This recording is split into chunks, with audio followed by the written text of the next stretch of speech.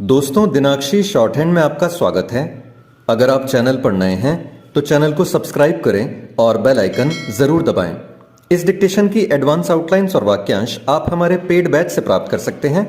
हमारे paid batch में आपको प्रतिदिन सभी डिक्टेशंस की एडवांस आउटलाइंस और वाक्यांश दिए जाते हैं और कुछ ऐसी डिक्टेशंस जो केवल पेड मेंबर्स को ही प्राप्त होती हैं। हमारे पेड बैच को ज्वाइन करने के लिए और बैच के बारे में संपूर्ण जानकारी प्राप्त करने के लिए आप डिस्क्रिप्शन बॉक्स में दिए गए मोबाइल नंबर पर व्हाट्सएप कर सकते हैं। इस डिक्टेशन की डेमो आउटलाइंस आप हमारे टेलीग्राम ग्रुप से प्राप्त कर सकते हैं। तो चलिए डिक्टेशन को स्टार्ट करते हैं। डिक्टेशन 5 सेकंड बाद स्टार्ट होगी। Ready, start.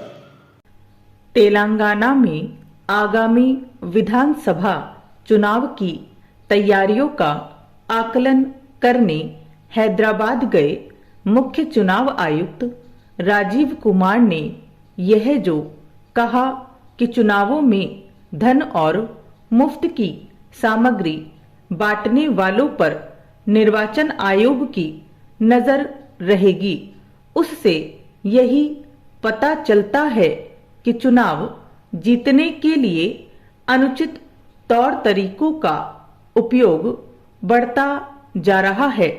पहले यह काम कुछ ही राज्यों तक सीमित था, लेकिन अब यह सारे देश में होने लगा है।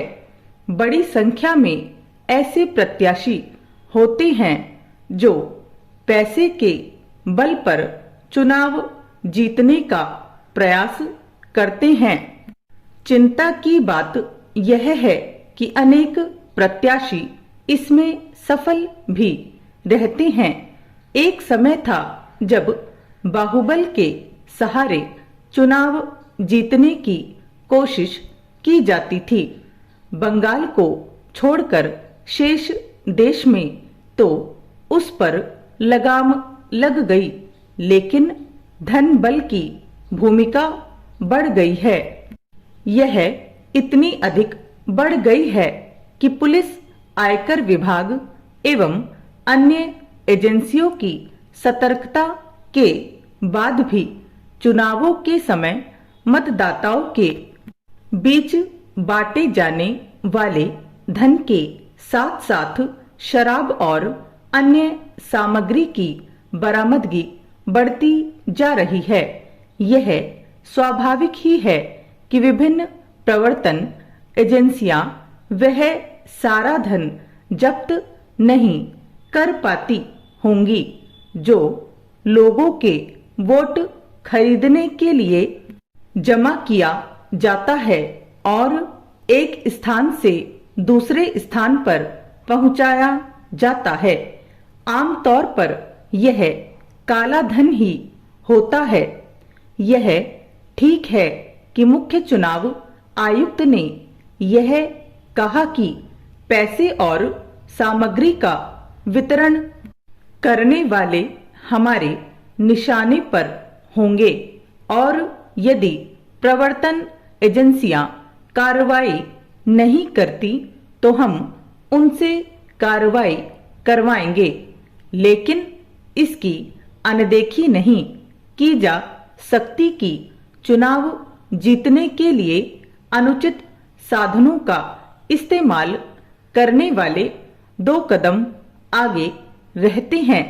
कुछ प्रत्याशी तो पैसे और सामग्री बांटने का काम चुनावों की घोषणा होने यानी आदर्श आचार संहिता के प्रभावी होने के पहले ही शुरू कर देते हैं। विडंबना यह है कि लोग भी लालच में आ जाते हैं और एक तरीके से अपना वोट बेच देते हैं।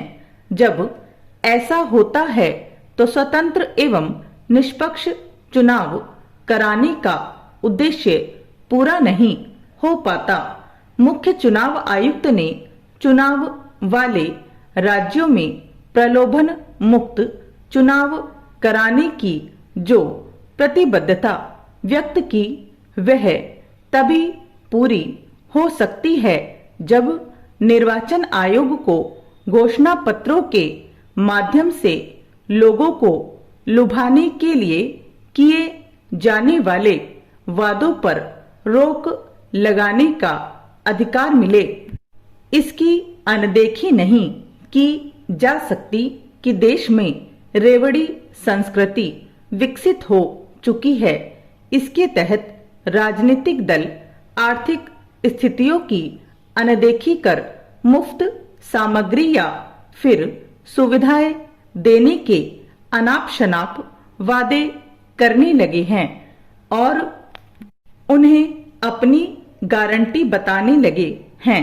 जब एक दल ऐसा करता है तो दूसरे दल भी ऐसा ही करने के लिए विवश हो जाते हैं। यह एक ऐसी होड़ है जिससे देश को बाहर निकालना ही होगा।